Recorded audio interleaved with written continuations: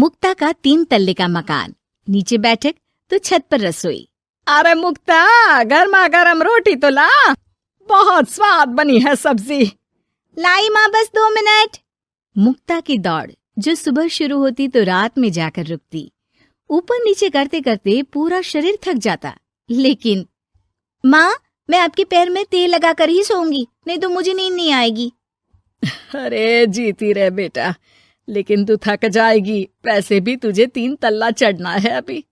कैसी बात कर रही है माँ जी, मैं तो आज बहुत देर तक सोई थी, तो नींद कहाँ आएगी।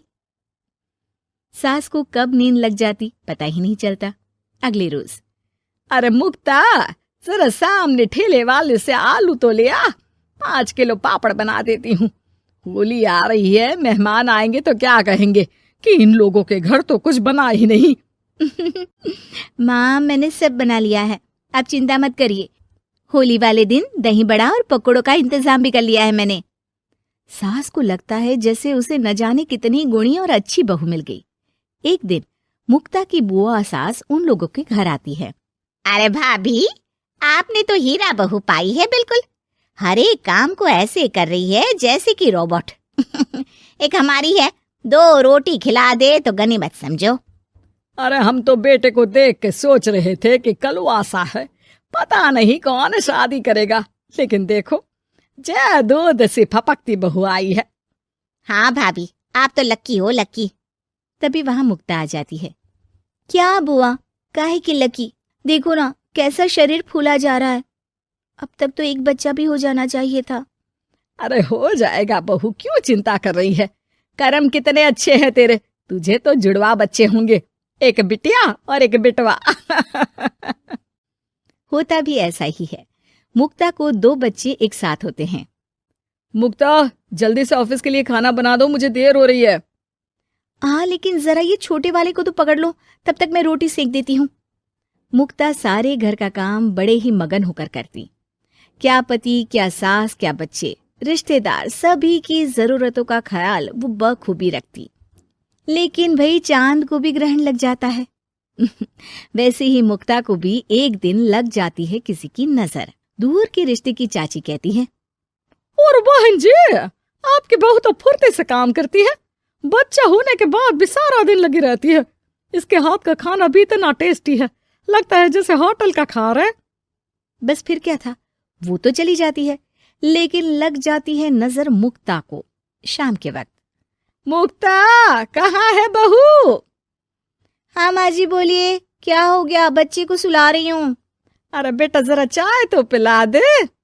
हाँ हाँ, जरूर बना लीजिए, मुझे कमरे में ही दे देना माँ जी, बहुत थकान लग रही है। थकान है? भगवान, ये क्या बोल रही है, इसके मुंह से तो ये शब्द मैंने आज तक नहीं सुना।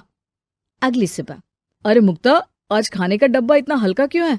वो इसलिए क्योंकि मैंने सिर्फ रोटी और दाल बनाई है। अरे लेकिन मुक्ता, मैं तो नाश्ता, दिन का खाना, फिर शाम का स्नैक्स, फ्रूट, सलाद, ये सब लेकर जाता हूँ। कहाँ है ये सब? अरे कैसी बात कर रहे हैं आप, इतना सारा खाना तो मैं 4 दिन में नहीं खाती, जितना आप 1 दिन में बनाने की बात कर रहे हैं। ना जी ना, मुन्ने के साथ जितना हो पाएगा उतना ही करूंगी मैं। मुक्ता की बात सुनकर पति हैरान रह जाता है। तभी वहां बुआ सास आ जाती है। अरे मुक्ता, मेरे नाती का जन्मदिन है, भूल गई क्या? आज शाम को आना, और मुक्ता थोड़ा जल्दी आ जाना, मेरी बहू का हाथ बटा देना। किचन में वो तेरी तरह स्मार्ट तो है नहीं कि फट फटाक से काम कर ले। अरे बुआ, कैसी बात कर दी, फट फटाक से काम कैसे हो जाएगा? हम बहुएं हैं, रजनीकांत नहीं। बुआ देखो, आप काम के लिए पास के लल्लू हलवाई की बीवी को बुला लो, वो मदद कर देंगी, मैं तो नहीं आ पाऊंगी। बुआ सास को समझ में नहीं आता कि ये वो मुक्ता है जो 50 लोगों का खाना बनाकर भी चेहरे की चमक खोने नहीं देती थी।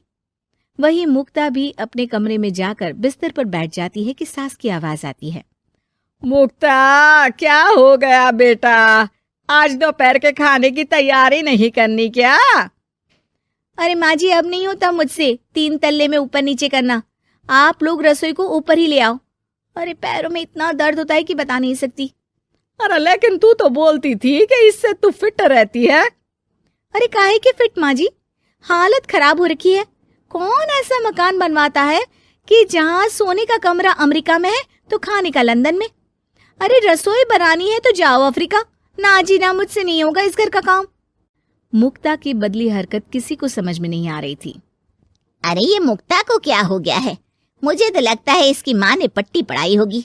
और ना जी ना, मुक्ता की माँ यानी मेरी समधन तो देवी है देवी। वो तो अपनी बेटी को ऐसे संस्कार दे ही नहीं सकती। मुझे माजरा कुछ और ही लग रहा है। तभी वहां मुक्ता हाथ में प्लेट और सब्जी लेकर आ जाती है। माजरा? किस बात का माजरा? खैर माँ जी, जरा ये सब्जी तो काट दीजिए, और हाँ, इसके बाद मैं आटा यहीं दे जाऊंगी, गूंद देना। हाँ हाँ, तू एक काम कर बेटा, गैस चूल्हा भी यहीं दे दे, बना भी दूंगी। अच्छा ठीक है, शाम को उसका भी इंतजाम कर देती हूँ। ये बोलकर मुक्ता वहां से चली जाती है। हे भगवान, ये तो वो मुक्ता है ही नहीं। अरे एक बार तो मुझे याद है, मेरे जूते भी इसने मुझे अपने हाथ से पहनाए थे। तभी सास के दिमाग की बत्ती जल जाती है। हाँ, कल वो कालिया की औरत आई थी ना, खूब तारीफ कर गई। उसके बाद से ही मुक्ता ऐसी हो गई है। फिर तो पक्का मान लो कि तुम्हारी बहू को नजर लगी है। एक काम करो, ये लो राई का दाना, दूर से बहू के ऊपर राम का नाम लेकर फेंक कर आ जाओ। जो नजर लगी होगी यूं भाग जाएगी। फिर क्या, होता भी ऐसा ही है। सास जैसे ही बहू पर राई फेंक कर वापस आती है, थोड़ी ही देर में मुक्ता भी आ जाती है। अरे माँ जी, आप ये सब्जी लेकर क्यों बैठी है? ना ना, लाइए, मुझे दीजिए। और चाची, अब तक आपके हाथ में चाय का प्याला नहीं आया। रुकिए, मैं अभी लेकर आई। मुक्ता के जाने के बाद सास चैन की सांस लेती है।